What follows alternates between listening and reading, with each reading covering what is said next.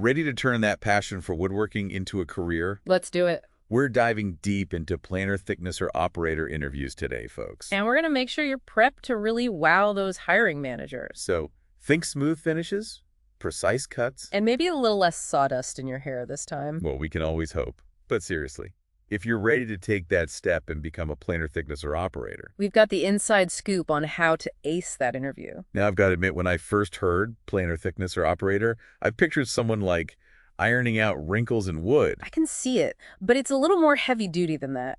Imagine a machine that shaves down lumber with incredible accuracy. Creating those perfectly smooth, uniform planks. Exactly. They're the unsung heroes of woodworking, making sure every piece is flawless. Okay, that's a way cooler way to put it. Mm.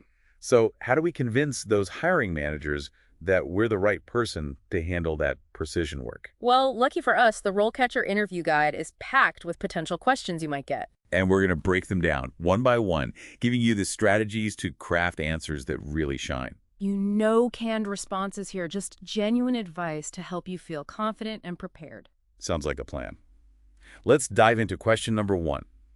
Can you explain your experience with operating a planer thicknesser? All right, now I know some of you might be thinking, uh-oh, I haven't actually operated one before. Yeah, that could be a bit of a head-scratcher. So what do you say when faced with this question, especially if you're new to the game? Here's the thing. Even without direct experience, you can totally rock this question.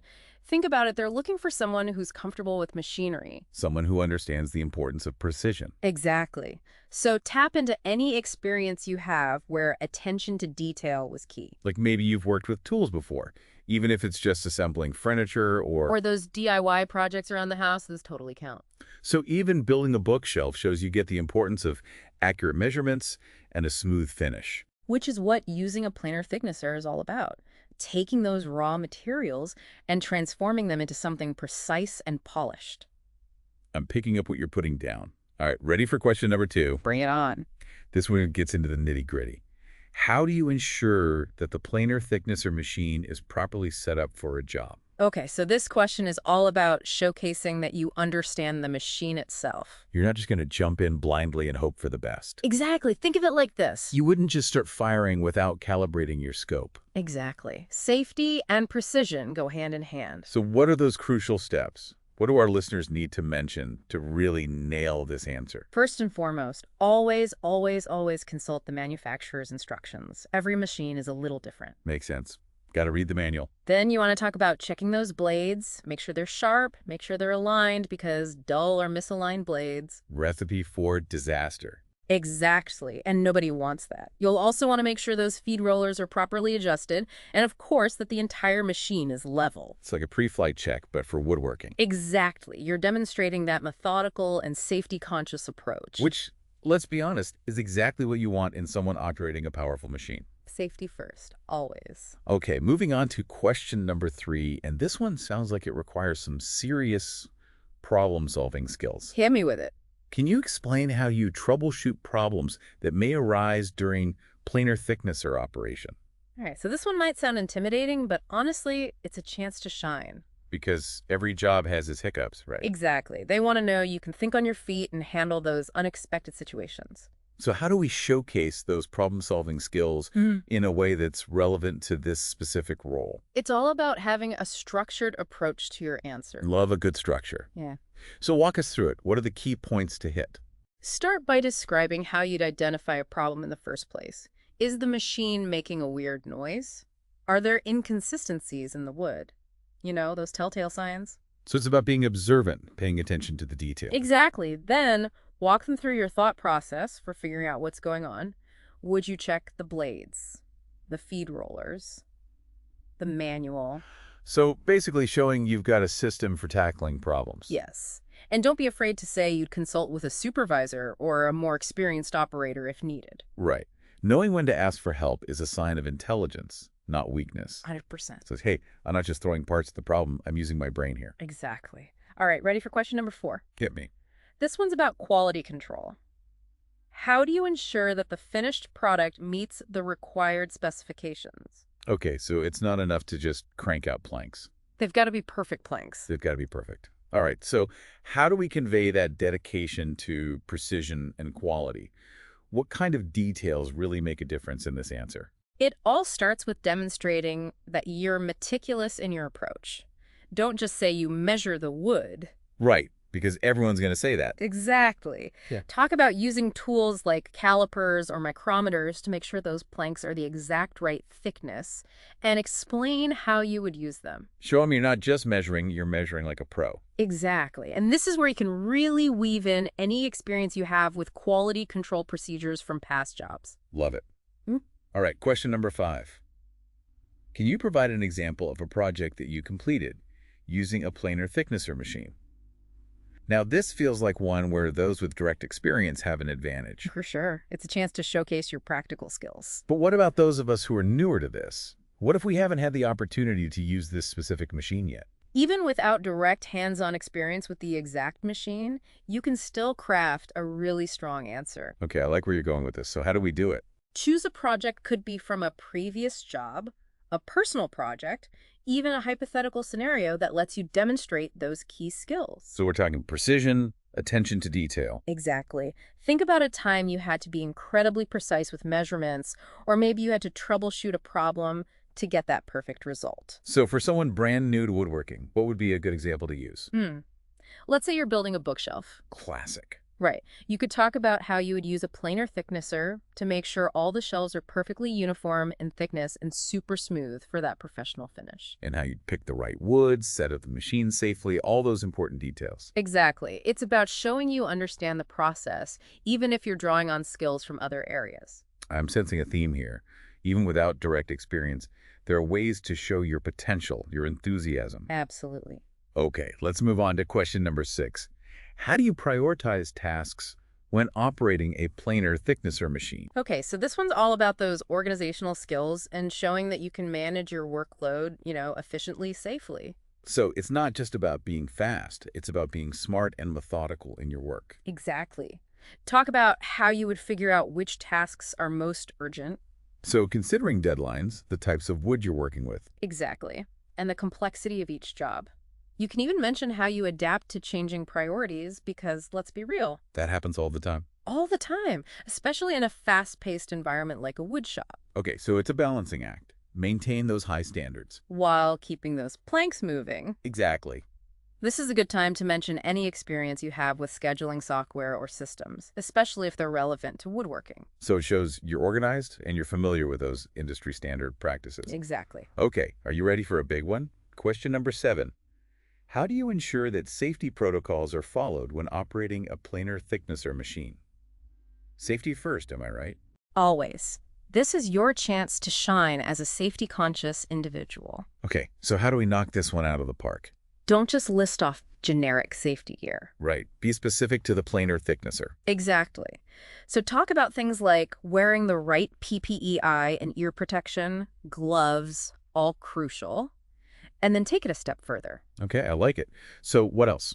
Explain how you would do those pre-operation safety checks on the machine. Are all the safety guards in place? Are they working correctly? So you're not just aware of the rules, you're actively making sure that everything is safe. Exactly. You can even mention things like knowing those emergency procedures. Like what to do if something unexpected happens. Yes. Or those lockout tagout procedures, knowing how to de-energize the machine before doing any maintenance or adjustments. It's like knowing where the emergency brake is on this powerful piece of equipment. Exactly. It's crucial for everyone's safety.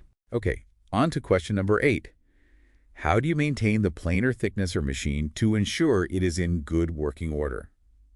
This sounds like another one where those mechanical skills are going to come in handy. It's all about being proactive, not reactive. Okay, so it's not just fixing things when they break. It's about preventing those breakdowns in the first place. So what should our listeners be focusing on when they answer this one? Talk about how you would do regular cleaning and lubrication of the machine.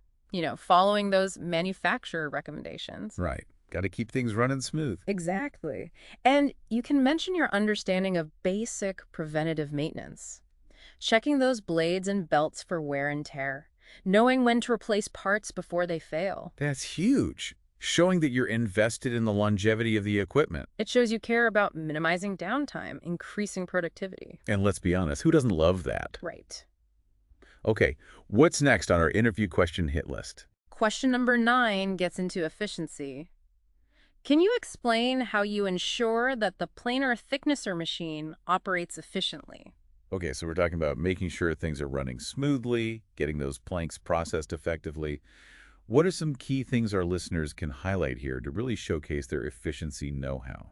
This is your time to shine when it comes to the nitty-gritty of how the machine operates. Okay, so get technical. Talk about feed rates, depth of cut, how different types of wood might need different settings on the machine. Oh, so you're really showing them that you understand how to fine-tune things for optimal performance. Exactly. You want to come across as someone who understands the importance of efficiency and knows how to make it happen. So it's not just about speed, it's about understanding those nuances. Exactly. It's Yeah. about thinking about the whole system and how everything works together. Okay, we're on to our final question from the RoleCatcher Interview Guide. And this is another big one when it comes to safety. Can you explain how you ensure that the planer thicknesser machine operates safely? Seems like safety is a recurring theme in these interviews, and for good reason. It's paramount. And this question is another chance to really drive home that commitment to a safe work environment. Show them you've got a deep understanding of those safety protocols that are specific to the planer thicknesser. So how can our listeners really make their answers stand out here? Should they just reiterate the stuff they've already mentioned? You can definitely touch on those key points again, but try to offer a fresh perspective. Like, talk about your dedication to ongoing safety training, staying updated on the latest regulations. It shows you're always looking for ways to improve. Right, like you're not just content with the bare minimum. You want to be on top of your game. Exactly. Another approach is to focus on your ability to spot potential hazards in the workspace and then take steps to, fix them before they become an issue. So that could be anything from keeping your work area clean and organized to making sure the lighting is good. Exactly. Even advocating for safety improvements if needed. It shows you're not just following the rules, you're actively promoting a culture of safety. And that speaks volumes. All right, we've covered a ton of ground here today, but before we send our listeners off to conquer those interviews, let's talk about how RoleCatcher can take their prep to the next level. And explore these exciting career paths that await a skilled planer thicknesser operator. All right, so we've talked about the skills, the safety know-how, but now let's talk tech, because RoleCatcher brings some serious AI power to the table to help you really nail those interview answers. You know how we've been stressing the importance of tailoring those responses to each specific job? RoleCatcher's AI takes that to a whole new level. It's like having a personal interview coach, but AI-powered. So how does it work? Give me the details. Imagine this. You're prepping for 2 different planer thicknesser operator jobs, right? One's at a small, high-end furniture shop. And the other's at a huge manufacturing plant. Totally different vibes. Exactly. RoleCatcher can actually analyze those answers you're crafting and suggest little tweaks and changes to make them resonate with each employer. So it's not just about giving a good answer, it's about giving the right answer for that specific company. Exactly. It might suggest you highlight your craftsmanship and attention to detail for that furniture shop, right, where every piece is custom. But then for the manufacturing plant, it might emphasize your efficiency, your ability to handle those large-scale production runs. Okay, that's smart. It's like it understands the nuances of each job. And here's the really cool part. RoleCatcher can even analyze your delivery. Wait, really? So it's like having a mock interview with an AI that's watching your every move. You got it. Posture, eye contact, your tone of voice, all those things matter. Those subtle things that can make a big difference. Huge. Okay, that's seriously impressive. It's like having a secret weapon to boost your confidence. Right. You walk into that interview feeling prepared and ready to impress. Exactly. Now, speaking of being prepared, the career guide we keep mentioning, it doesn't just stop at the interview, right? It also talks about what comes after you land that job. Right. It paints a really clear picture of those potential career paths that you can start to think about. So it's not just about getting your foot in the door. It's about understanding where this role can take you down the line. Absolutely. We're talking about moving up into supervisory or management roles, maybe specializing in a specific type of machinery. So there's room to grow. I love that. Definitely. Some people even use their experience to start their own woodworking businesses. That's the dream. See, I love these deep dives because we're not just talking about how to get a job. We're giving you the tools and the insights to build a whole career. Exactly. We want you to feel empowered. Absolutely. Now, before we wrap things up, I want to circle back to something we touched on earlier, that whole idea of having a digital presence. Yeah. The career guide mentions that, even in a field like woodworking. Right. It's becoming more and more important these days. It's like this whole other set of skills that can give you a competitive edge. So what does that look like for a planer thicknesser operator? Mm. Are we talking like a website with before and after photos of perfectly smooth planks? It doesn't have to be anything too fancy, but having a simple portfolio website to showcase your work, that's a great start. Okay, so it's about showing off those skills. Exactly. And don't underestimate the power of social media. Platforms like Instagram or LinkedIn, they're gold mines for connecting with other woodworkers. You can share your work, show off your passion, your projects. It's like building your personal brand as a woodworking pro. Exactly. It shows those employers that you're serious about your craft, eager to learn and grow. I love that. All right, any final words of wisdom for our listeners out there who are gearing up for those interviews? Remember, everyone starts somewhere. Even those seasoned woodworkers out there. They were once in your shoes prepping for that very first planer thicknesser operator interview. It's true, everyone's got to start somewhere. So take a deep breath, trust in all that amazing prep you've done, and just let that passion shine through. Beautifully said. All right, listeners, best of luck in those interviews. We're rooting for you. And remember, RoleCatcher has a treasure trove of resources to help you every step of the way. And if you're struggling to explain how to prevent snipe to your grandma, you've already aced a key part of that interview. Love it. All right, that's a wrap on another deep dive. Until next time. Keep those planks smooth, everybody.